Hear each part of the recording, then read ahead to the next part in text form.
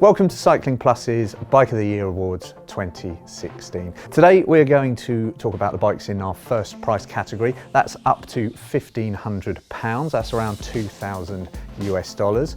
I'm joined by Warren Rossiter, he's a senior technical editor for Cycling Plus, and he was joined for the testing by Matthew Allen and Robin Wilmot, who sadly can't be with us today. Top three in no particular order, we've got the Attain GTC disc, the Trek Emonda ALR6 and Cannondale's CAAD12 105. So let's go through them. Talk about the Trek Emonda. That's obviously in its carbon form, that's Trek's lightweight climbing bike. How does it stack up as an aluminium bike? Well, they've done a really nice job of emulating in aluminium the super low weight figures they've got from the carbon bike. The ALR frame is really nice, triple butted aluminium, nicely sculpted, nicely shaped. Really nice positive ride to it. Nicely balances the stiffness you'd expect from an aluminium bike with a decent level of comfort. Some of that's coming from a really good full carbon fork. But I think the thing that has set this Trek apart is its modest price. 1,400 quid. Trek, in the past, we've been a little bit critical that they can downgrade a bit on spec to try and hit certain price points. Certainly haven't done that on this bike. It's 1,400 quid. It's got full Integra, which really surprised us. We had to go back to Trek on more than one occasion just to check that we've got these numbers right.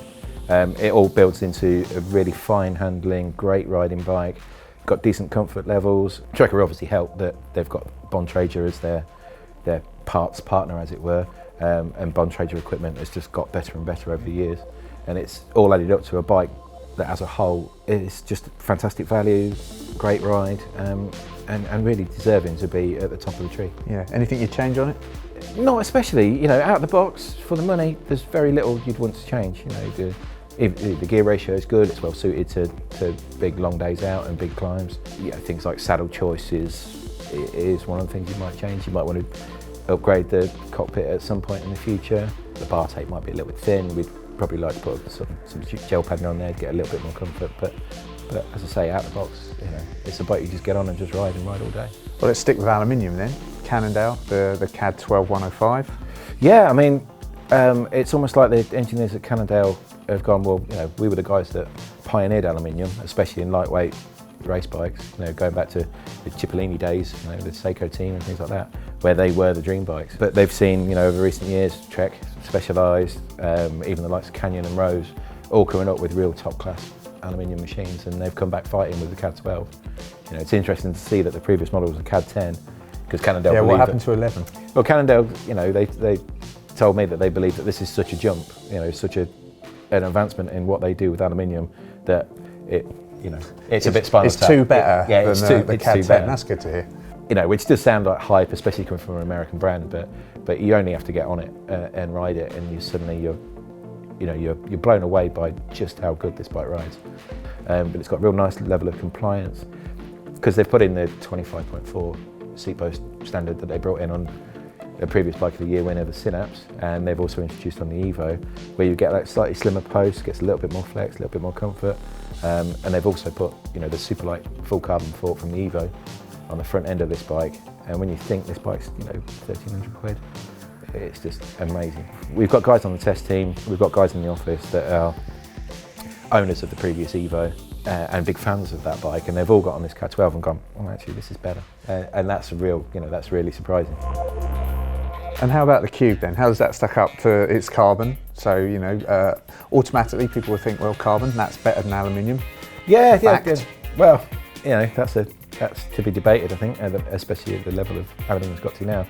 But Cube, they've been quiet for the last few years. Some of their bikes that historically we really liked, like the old Agree. They've always been great value, haven't they? Yeah, that's what we've always value's always been excellent, and the bikes have always been excellent. But the Agree was starting to look a little bit long in the tooth, so they've completely revamped the Agree for 2016.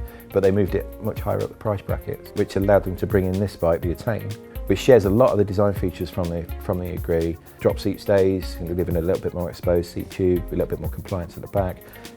It's disc only, and it's through axle front and rear using the 12mm standard, which they've developed along with their kind of parts partners Synthase, real high grade. What does that offer, something like that?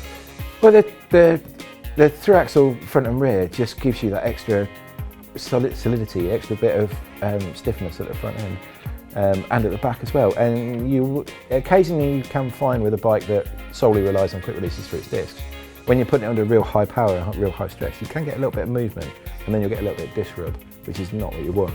Having these through axles on it just eliminates that. But you know, with the Attain, really beautifully finished frame, wonderful ride. It's got big clearances, so you can get big tyres in there. Ships for 25s, you can easily get a 28 in there. Equipment levels are good, and it's a great ride for all different types of surfaces. Weight-wise, it carries a little bit over both the ALR and the CAAD12. I was going to say, how do those two aluminium bikes compare weight-wise to carbon bikes at this price?